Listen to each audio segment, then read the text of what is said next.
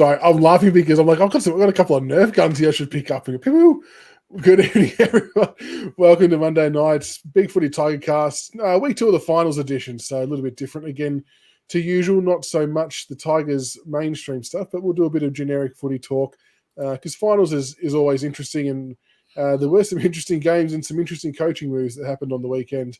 And we've obviously got 2 very, very good finals coming up this weekend as well, which is really good. But EJ, welcome. How are you, mate? Yeah, how you going? I'm just patting myself on the back. It's the first time in 3 weeks I haven't interrupted the intro, so we're on a roll already. Very good. Good to have you back on board. And Grok, how are you, mate? What's going on?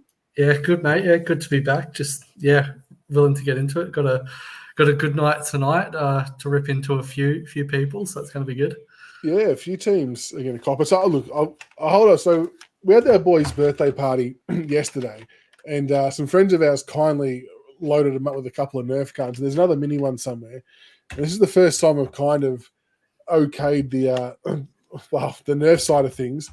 The me okaying it lasted the best part of about 2 minutes. Like they're walking around, it's going, oh, is it loaded? Is it loaded? I'm like, oh fuck, someone's losing an eye. I'm like, nah, enough, because the Nerf guns have changed. Like they put out some serious power now. I'm not sure if you've shot a Nerf gun recently, but they don't just lollipop anymore. They actually come out with a bit of force. Are they loaded at the moment? They are. I haven't got the thing pulled back, but both are loaded. Yeah. So they should have called, if they weren't calling Carlton, not going to fire a shot. Yeah. Oh, that would have been a good one. I should have done that. Should have done that at the start. But Nerf guns. Anyway, finals happening on the weekends, lads, was pretty interesting. We'll start with the first game. Port Adelaide versus Geelong, an absolute shellacking of epic proportions, 138-54. The Cats getting up 84 points. I don't think I personally didn't see that kind of result coming. I was never going to be shocked if the Cats won, EJ, but in terms of how they went about it and the way in which they just tore Port Adelaide apart, pardon the pun, but yeah, that was just an absolute shellacking. Tore them apart. Yeah, I was enjoying it as I was saying. Like that wasn't planned, but I'll go with it.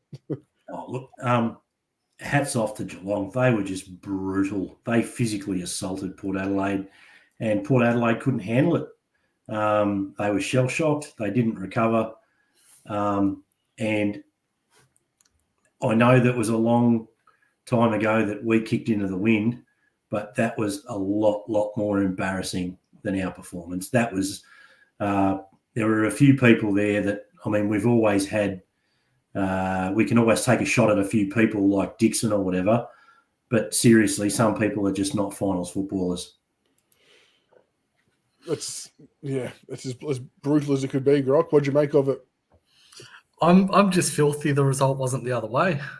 It would have made my week, would have topped off my weekend if the Cats had been rolled, but like, yeah, again, as someone said, it's just a standard Port finals game. They're just notorious for folding under pressure, and yeah, that's what the Cats did. Brought massive pressure, smashed them around a contest. It was again like boys against men is really what it looked like. Just Geelong were just so much better all around the ground, and like severe question marks have to be made about Ken Hinkley now. Like, at what point does this stop becoming, an outlier and start becoming the norm for Port? Yeah, exactly right. And like I put out a cheeky tweet that he may get sacked at halftime or after this game. And whilst it was a joke tweet, there was actually a small part of me that thought, shit, something could happen. Like it just can't be acceptable. And I know in the week before when we were talking about the lead up to this game that we kind of highlighted the Port Adelaide midfield of Rosie, Butters and Horne-Francis, maybe that they've matured and they're going to take a big step in a big game. But they literally did not fire a shot. So Horne-Francis had 18 disposals. He was the best of the bunch. Connor Rosie, 16, and Butters was obviously subbed off injured with, I think it was a rib injury that he potentially came into the game with, which is always risky playing players that have got injuries like that. So their midfield that stood up all year, for most games anyway, just were non-existent. And you look at their firepower. They didn't even have a multiple goal scorer. They only had individual goal scorers. They had Rosie, Rioli, McEntee, Horne-Francis, Georgiades, Burton, and Burgoyne with one each. So the fact they didn't have any tall step up and actually put a meaningful contribution on the scoreboard, I think is a bit of a concern. Yeah, look, I give Butters a pass. He was obviously injured coming in and getting subbed out when he did. He gets a pass from me. And Horn Francis gets a pass. He actually went okay, and he had a red-hot dip. And when you consider, too, that his game time was down a bit, like in the second and third quarters, like he spent the first 5-10 minutes on the bench. I just don't – and he spent so much time down forward as well. I don't get it, especially with Butters out of the rotation. One of the things about Port's midfield is it can get a little bit sameish. And I think that was exposed big time. Geelong on the spread. What's his name? The bloke with the curly black hair. Max Holmes? Holmes just cut out of there whenever he wanted. But they found and it was there's no defensive accountability in the Port midfield. I know that's something that we've had a crack at our midfield apart about, teams able to just break away, whatever. There was zero accountability. And you can do that against the bad sides, but when you've got a side that's come to play and that is physically able to match you, you're in real trouble. And they got exposed big time. And as much as you're not a big fan of Geelong, Grock, you got to give them full credit to go over there and win in the manner in which they did. Stengel kicked 4, Jeremy Cameron 4, Brian Myers 3, Manor 3, Neil 2, Bose 2. They were just exceptional all across the park. Yeah, they just keep on keeping on. It's what they do. And am I jealous? Yeah. Do I hate them? Yeah. But like you've just got to admire that the way that they go about it. Like there's nothing more that can be said. And I will say I've been a big knocker of Dangerfield in finals, and I did think he played a reasonably good finals game for once. I thought he actually. I know the game was probably dead and buried for a little while, but I thought he was having meaningful impact on the contest, which was good to see. Yeah, for him personally. Yeah, early doors when he shanked that kick out on the forward flank, I thought, oh, here we go. I mean, but no, yeah, he was pretty good. Dick, I got sent a text with a screen with like a meme, and it was like a little message chat, and the first line was like, what time you turning up? We've got the party tonight. What time are you turning up? And this person sent a photo of Charlie Dixon, and the next person, what the hell does that mean? He goes, yeah, sorry mate, not showing up. Not showing, yeah. I look at it and like Sean Manor, to think 5-6 years ago we had the choice of him or Arts, and we went Arts. It's like swings and roundabouts. Like I would love Manor in our our lineup right now. Be the perfect replacement for Baker. Yeah. Actually, there was a post just made then about Cameron's goal, and that brings up something. That brings up something for me, right? This is glaring, right? Not only have we seen probably the goal of the year, but we have seen the mark of the year, right? And they're ineligible for the award. It is ridiculous. And hats off to, was it Buckley from the Giants? Yes, who caught Heaney on the way down. Yeah, caught him on the way down. That was amazing. And Heaney's mum actually posted on social saying, as a mother, thank you for, thinking of Heaney in that moment and helping ease him to the ground. But yeah, ripper mark. But you're right. Like, do they need to revisit the qualifications of it, because they've clearly missed out on the two best bits of play for the year. Yeah. Which is ridiculous. All right, next game we've got the Bulldogs and the Hawks. Yeah. The Hawk. Oh, sorry. I mean, just on the mark and goal of the year, how can you say mark and goal of the year when you're discounting 9 games of the year with all the finals games that are played? It can't be mark and goal of the year until the season's finished. Yeah. Oh, this is a good point. That the Gisellenko medal was taken in the mark was taken in a grand final. That's a very good point. Yeah, very good point. On to the Doggies and the Hawks. The Western Bulldogs started off really well, but then ended up getting rolled by 37 points. Their first quarter and a bit, the Bulldogs, EJ, they looked really, really good. And then from about midway through the second quarter onwards, the ball literally struggled to get into their front half of the ground. The Hawks just amped the pressure right up. I don't think I saw a pressure rating flash up on the screen, but if I was to hazard a guess, I would say the Hawks would have had to have been in the high 180s to 200s for at least a half. They were just ridiculous. Yeah, and it was just a case of, if you can't handle the heat, get out of the kitchen. They just couldn't handle the heat. The Hawks were relentless. It was a full ground pressure. There was no space at all. I haven't seen the Dogs that hurried and that panicked, and so you lose the crispness and the cleanliness of your disposal. So it just leads to turnover. I don't have the turnover stats, but I'd hazard a guess that the Hawks were able to generate a lot of turnover and probably high scores from turnover. I should probably open the AFL app. But, the one downside for Hawthorn for me, and I'm not picking on him because he's ex-Richmond, but it was the glaring weakness in him at Richmond. There were 3 or 4 occasions where Child just chose not to compete, and it really stood out. I'd be very, very interested to see whether he gets a game this week. He had an almost game, didn't he, Grock? He almost took Mark of the Year 3 times. He did bring the ball to ground quite a bit, but there were a couple of other examples where maybe not so much. But overall, I actually think they've unlocked the work rate part in him for the most part of the year. Yeah, he's been a solid pickup with Troll. You know exactly what you're going to get.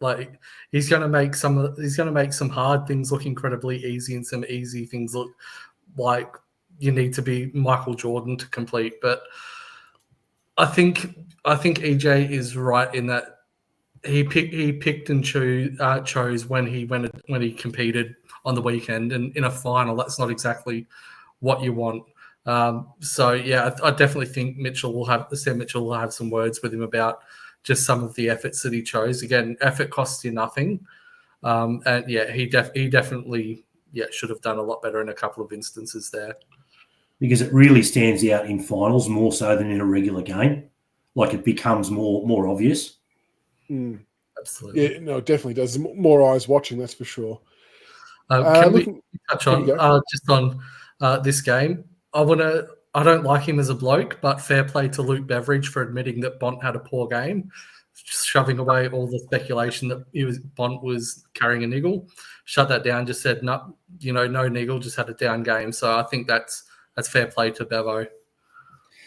That's probably why Bont only played 78% of the second and third quarters, which was bizarre. Yeah, and he only had 9 disposals at one stage, deep into the game. Ended up with 18 in total, but just didn't have the same impact that Bont usually would, EJ. Yeah, and I think in one of the other games, a commentator, and I can't even remember who it was, but some player did something right near the end that caused something positive for their team, and I think that's the saying was, it may not be your day, but it might be your moment. And that is when you're having a poor day, you still got to bust your guts because you might do something through effort that turns it for your team. Yeah, and especially for bulk of that second half, the Bulldogs were desperately looking for answers. They had none. And you're right, just that one type of moment may have sparked something. Thank you. Yeah. RFC Centre's nailed it. I was going to mention that later. Yeah. Speaking of moments, absolutely. That's when the quote came out. Yeah. Looking at the goal kickers, the Wizard kicked 4. I hate him as a player. As an opposition fan, he shits me to tears. But geez, he can play. He can actually play. 4 goals. Norton 3 goals. Cal Shadir, isn't he an impressive player? 3 goals for such a young kid. That goal he kicked about 45 on the boundary, just as straight as an arrow. Just to have the calmness to slot that. And taking the ball at the highest point, he's going to be a special player. I don't know whether it was father-son pick, I think, from memory. Yeah, it was pick in the 50s. That's really a ripper pick. Yeah. He looks really good. McDonald was good with 2, and then there was a heap of individual goal kickers. But John Newcomb was interesting because we did a live stream of this game, watching it, it didn't feel like that Newcomb was doing much in that first quarter and a bit. We were kind of thinking he was a bit MIA, but by the end of it, he was almost the Hawks' best on ground with 35 touches, 4 tackles and 3 clearances.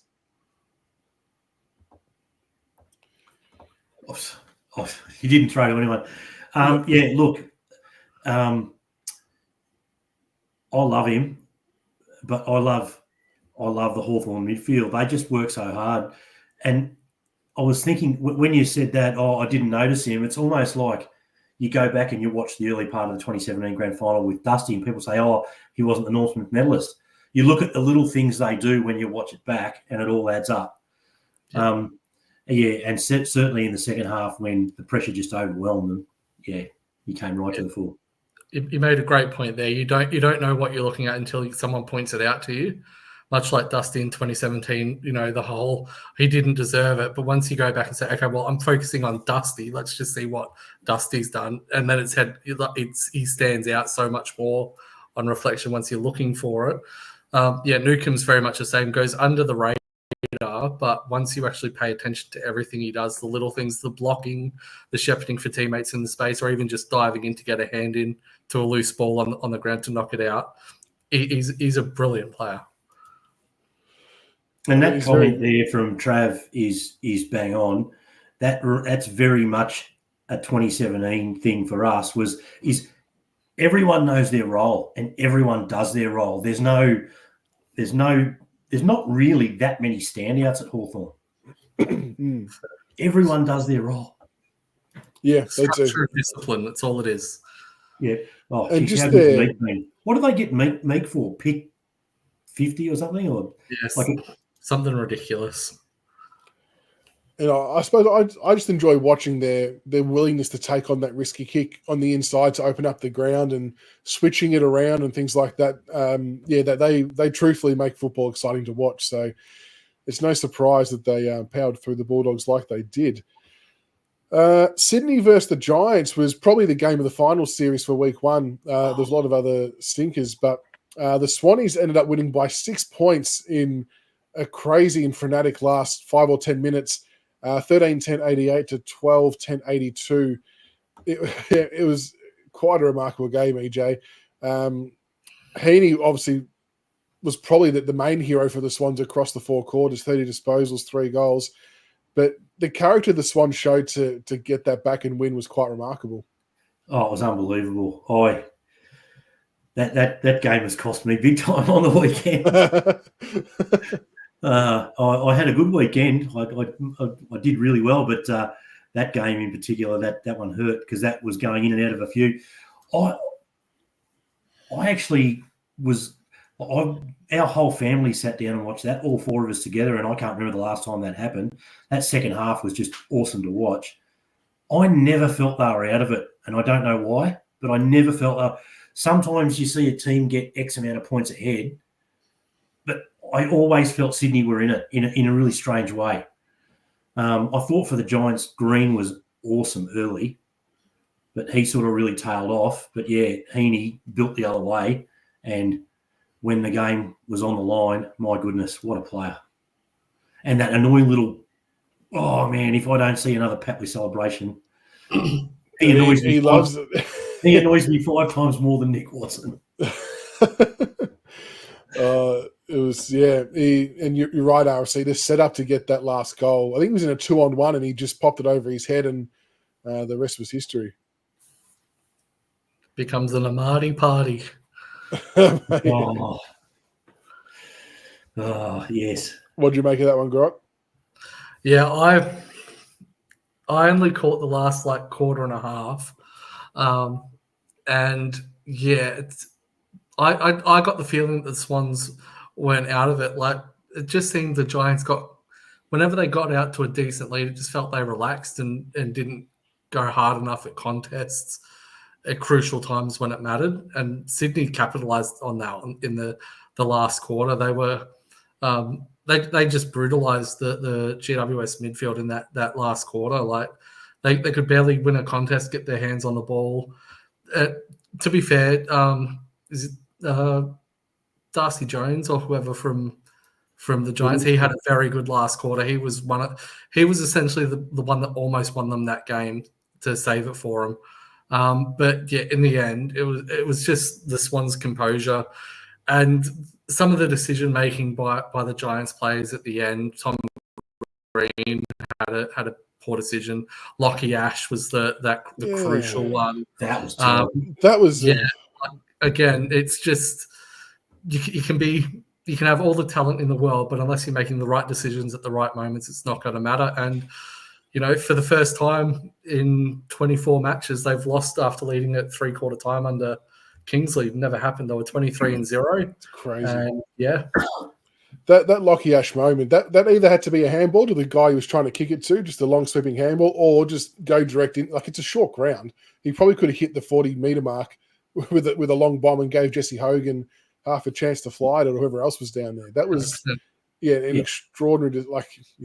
He'll regret that one. Yeah, he should have gone long with the way that the Swans were transitioning, either a chance for a mark or under pressure, giving a free away for a hold or a chop or a front-on contact. And even if the ball comes to ground, you're still going to lock it 15, 20 metres out and have a stoppage, which is another chance for a free or a quick snap at goal. So, yeah, absolutely just ridiculous decision-making at the end there. Yeah. He turned their last chance into no chance. Yeah. Yes. Yeah.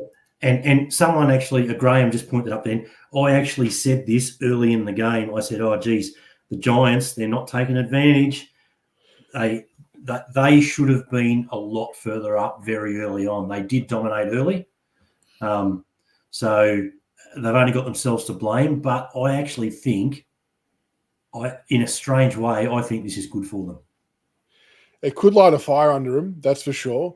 Bad kicking is bad football, but yeah, you can't give Sydney enough credit for coming back and getting that win. So they've definitely earned the week off, as did Geelong with 2 good performances.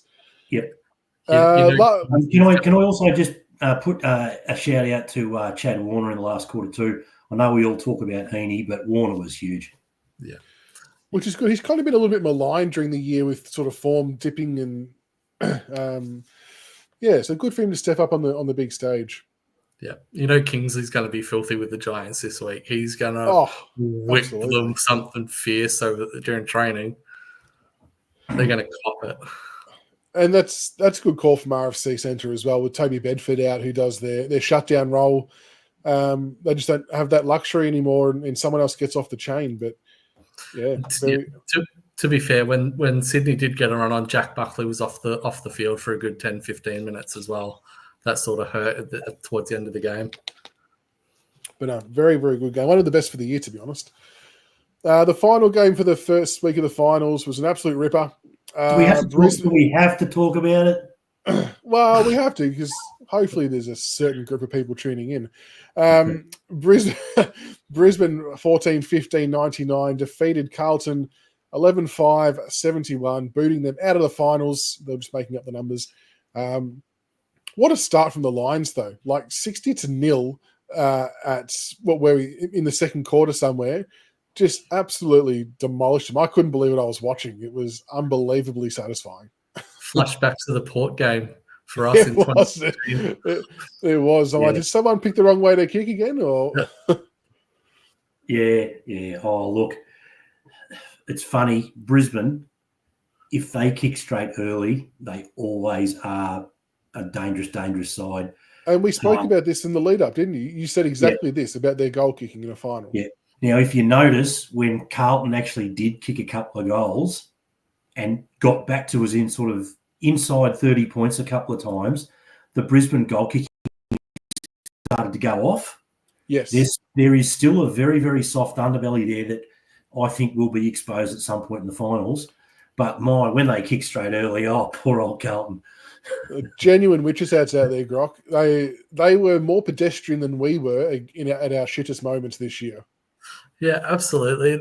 Don't you just love it? Like all those flogs on Twitter that were, bag as a flag is 23. Oh no, not 24. Mm-hmm. And now it's next year. They're the Liverpool. They were the Liverpool of the AFL at this point. Next year's our year. Couldn't have happened to a nicer bunch of blokes, to be honest.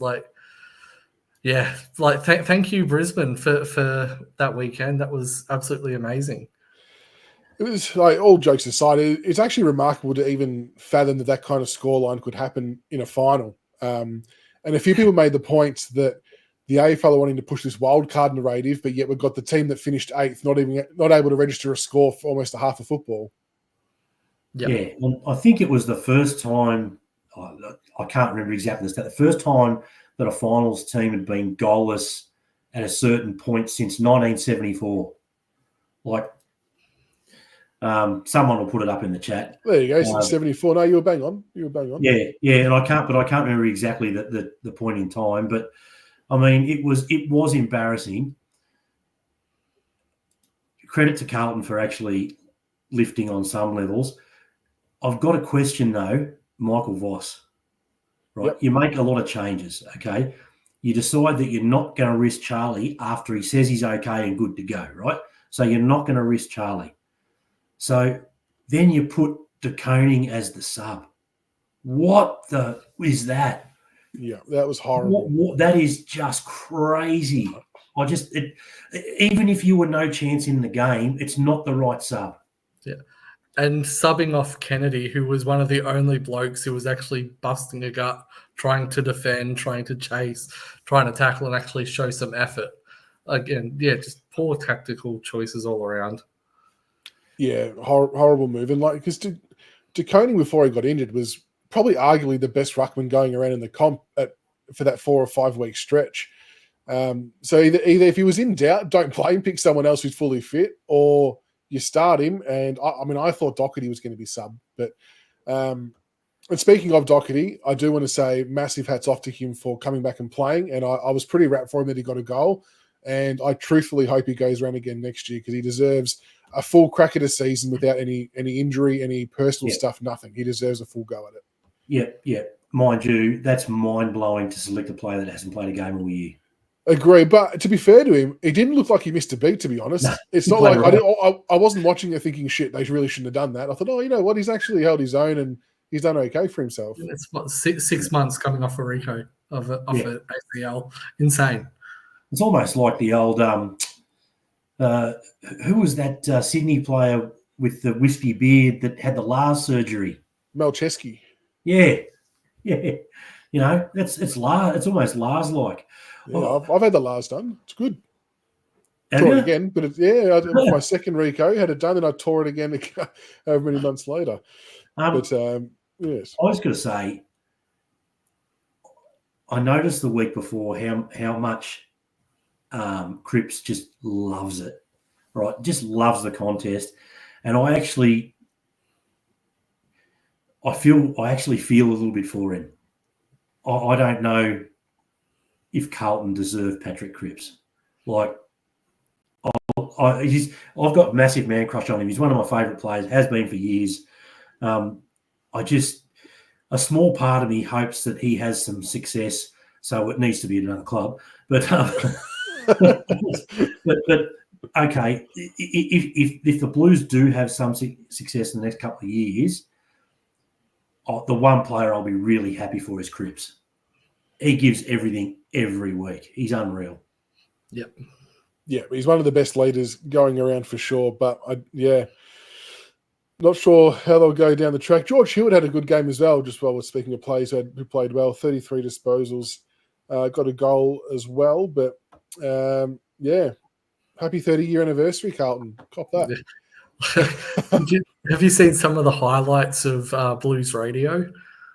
Yes. No, I was receiving quite a lot of feedback that it was worth listening to. Like Andy Marr, when it was 60-0, it's 60-0. We haven't scored. He was getting mad, and then halfway through the last quarter, when they got to 37, it's like, we're back on, we're on, and it's just like, seriously, it was funnier than press red for Ed when they got smashed.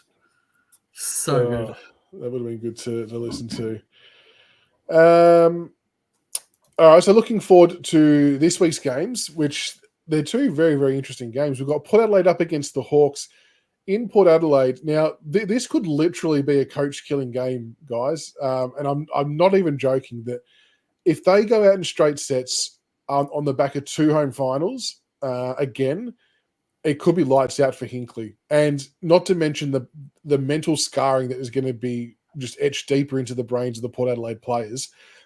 We've said this for ages, same as Brisbane, that there's a mental hurdle of some kind with this Port Adelaide side that we kind of feel a little bit responsible for from back in 2020 and maybe even earlier. But huge game. How do you see this one playing out?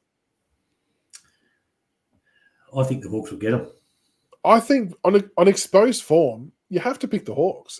But no Sam Frost is a big out for them. Yes.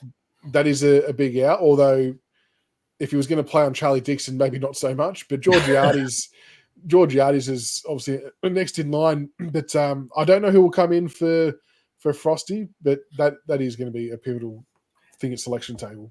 It is important because what Frost does is he allows Sicily to roam free. And Sicily not having that license, if they don't get the setup right with Frost's replacement, could be their one thing that causes their undoing.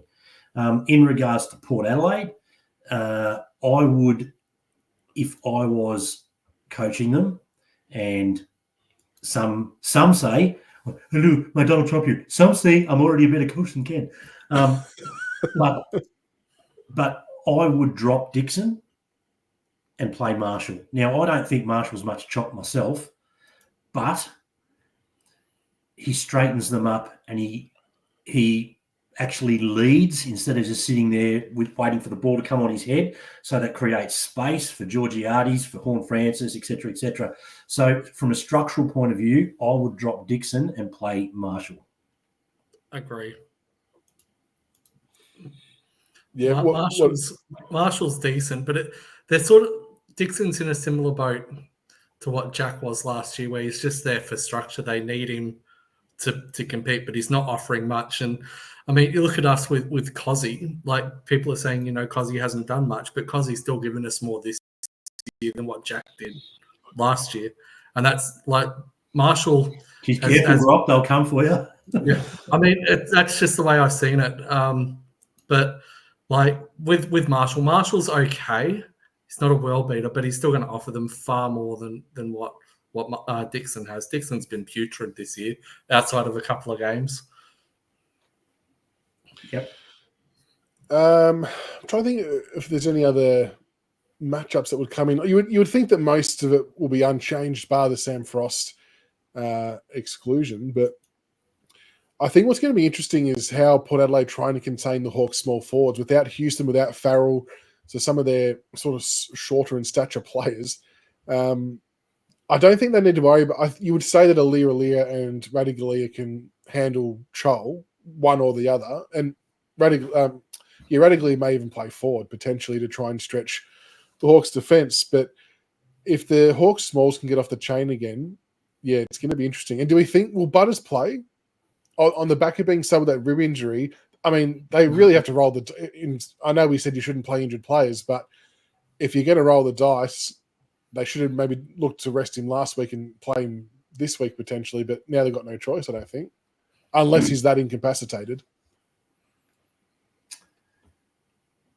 I probably wouldn't at this stage. Like, I think playing him could do even more damage. And if they win, if Butters cops even more this week, which, let's be honest, the Hawks are a pretty physical midfield group.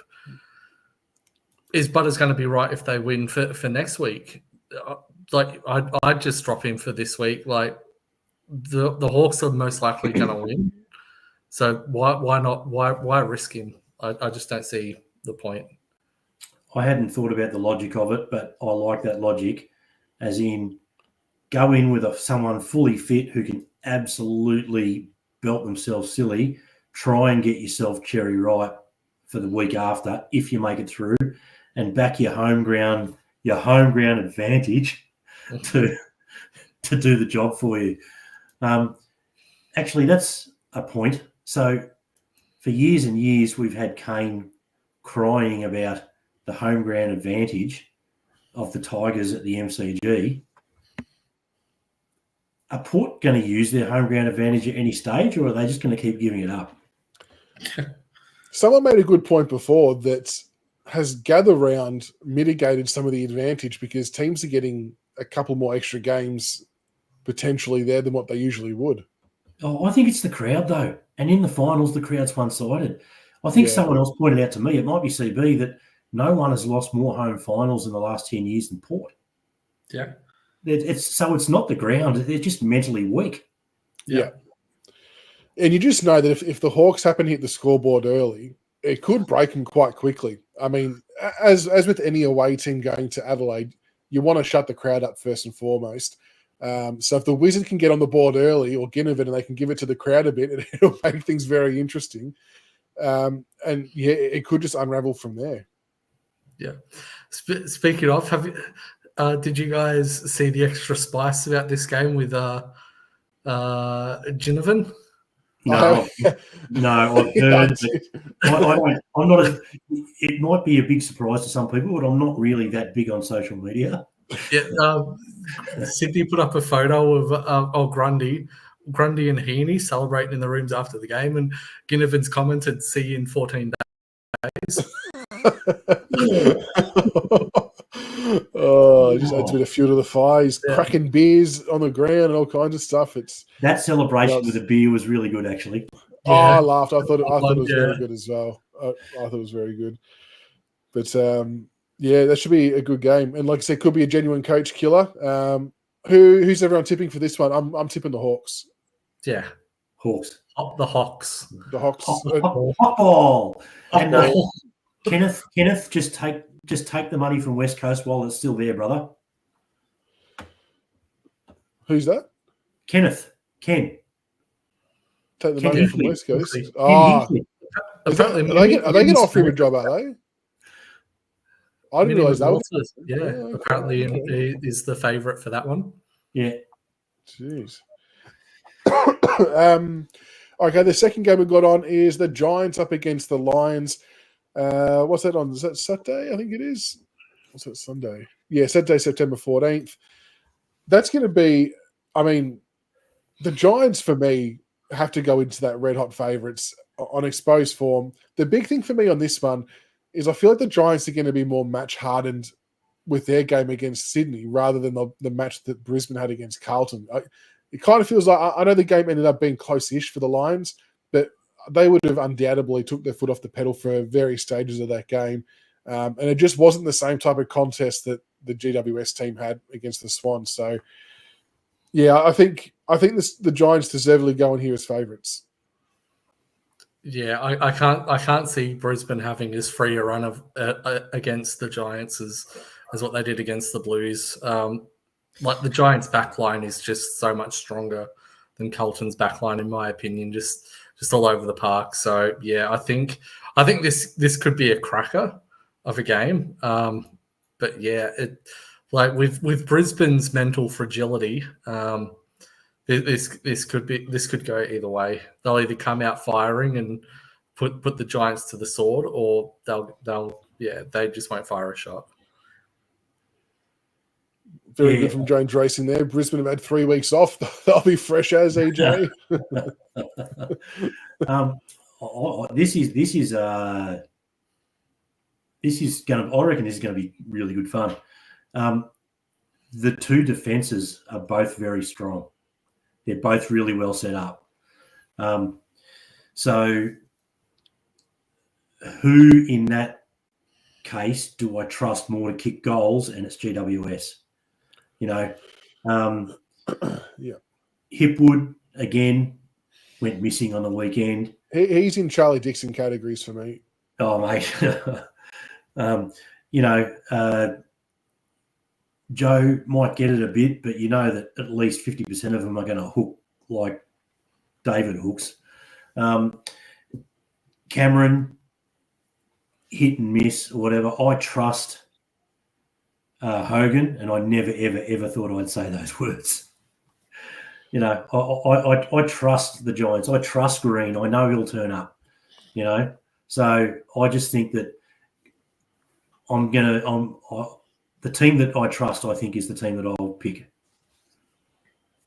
Rayner hit and miss. That's a good call as well. And speaking of players who Had a good game. who turned up, what about Cadman? I thought he had a reasonably good game against the Swans, and I think he's going to be pivotal for this game, Grok, because I don't think the Giants can afford to have all the load rest on Jesse Hogan, because as EJ alluded to, the Brisbane defence is very solid and they will be able to snuff out one genuine target, so Cadman has to get busy. Yeah, I mean, Cadman kicked 3 on the weekend, I believe, but the more important thing for me was he actually pushed up the ground and was that transition player on the wing for them as well, taking marks. And he's got some toe about him for a 195 centimetre player. He was outrunning some of the Lions, the Swans halfbacks, which was nice. So yeah, he's definitely going to have to have a big part, especially as Harris Andrews is going to take Hogan. That's going to be a big matchup either way. So yeah, it's gonna be Cadman that really does need to step up. It was the drug money, Julie. And there was mention that Bedford could be back for this game. Now, if he is, I assume he's going to go straight to Lachie Neale. I don't know whether there's any other right answer, although Dunkley's had some good moments throughout the season. But I would just think that Lachie Neale's the man you've got to, sit on. But that's how the Lions are using Dunkley to a large degree. A lot of the time, they're using him to sit. So I wouldn't think that they would sit on him. So I think it has to be Neale. Yeah, Dunkley will sit on Whitfield, I reckon. Yeah, and it's a good point. He's got the toe to go with him. Probably not, but he's got the physicality, which is the one area that Whitfield has shown that he's got a weakness to. It's almost a battle of the halfbacks, Zorko versus Whitfield, who can get off the chain the most to set up the most plays. So if you're the Giants, you've got to put some time into Zorko as well. And maybe that's Darcy Young who can keep up with him with speed and can hurt him the other way too. No, I'd put Toby Green, have Toby Green and Zorko, 2 volatile players, just go one. Wouldn't that be just lobbing a hand grenade in there? Just tell you what, you could sell tickets to that show. Absolutely. Yeah. I'm looking forward to this game a lot more than the other game. Yeah. Not sure I'd do that one, Sarge. 25 plus for Neale could be risky. Could be risky if Bedford's back. Put down 25 plus for Zorko. Is Payne okay? Is Payne possibly? Yeah, that makes things interesting for the Brisbane Lions structure in the back half. But yeah, it's gonna be. I reckon that he was that MCL. He did the MCL. Was it? I think he did the MCL. Okay. Yeah. Well, in that case, he will almost certainly miss. All right, well, who are we tipping for this game, everybody? I reckon I'm going to go the Giants for this one. I think they just might be a little bit too strong across the park, but I think it should be a cracking game. Yeah. Yep. Giants. Yeah, Giants for me, especially after the rocket that Kingsley is going to give them.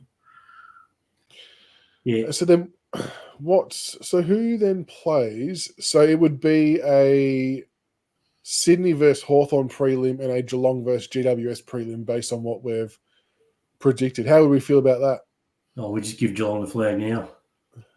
You reckon? No, the Giants usually match up really well against Geelong. I'm being a bit facetious, but that Geelong have, by virtue of them doing such a good job in Adelaide, they've set themselves up extremely well. But based on form, you'd say it's a Sydney Geelong grand final again. But I wouldn't be surprised if, let's say, I wouldn't be surprised if the Hawks knock Sydney off if they make it. I think the Hawks would really trouble Sydney. I don't think anyone wants to play Hawthorn. Like if they steamroll Port and they're full of confidence, you do not want to be copping them. They're like us in 2017. They've got that wave of momentum and the emotion of being there when most people did not expect them to be there. There's no expectations, no pressure, and they're just playing fun football. It's carrying them. And they have a lot of role players that are quite happy to just do their role. Yep.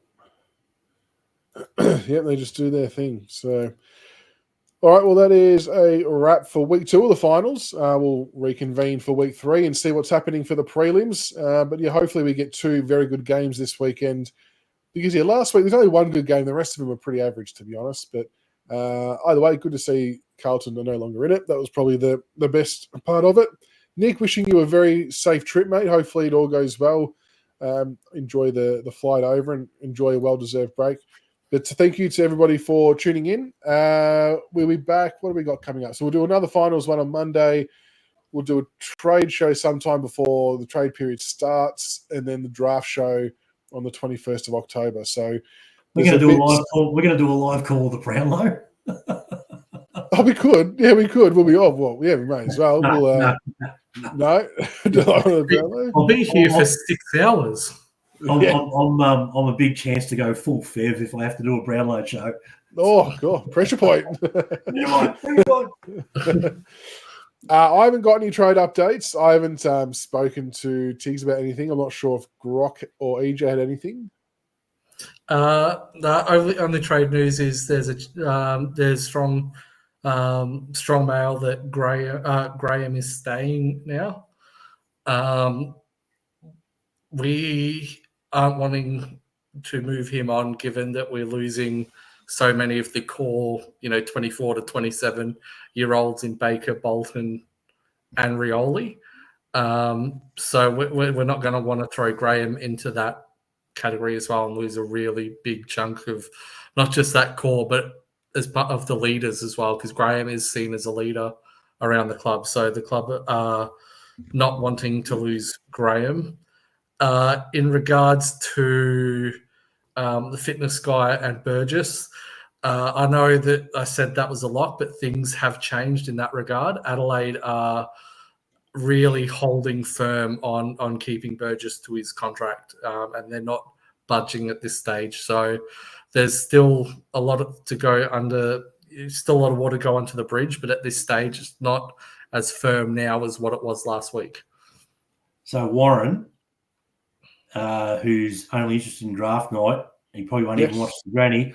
I've heard that he's going to be at the zoo with Brett Delidio. Very good. Very good. Thoughts on the ball using the waffle? No good. There's a short answer for you. No good. It's Sharon or bust. Sharon or bust. They use Burley, don't they, in the waffle? Yeah. They're no good. Anyway, that is a wrap for tonight. That's my completely biased answer. But yeah, thank you for joining us tonight, EJ and Grok. Thank you to everybody for tuning in. Please make sure, if you are watching on whatever platform, make sure you hit subscribe on YouTube. I think we are at 931 subscribers, so we are closing in on 1,000. It would be unbelievable to get there before the year's out, so it's free to do. So any subscription on YouTube would be amazing.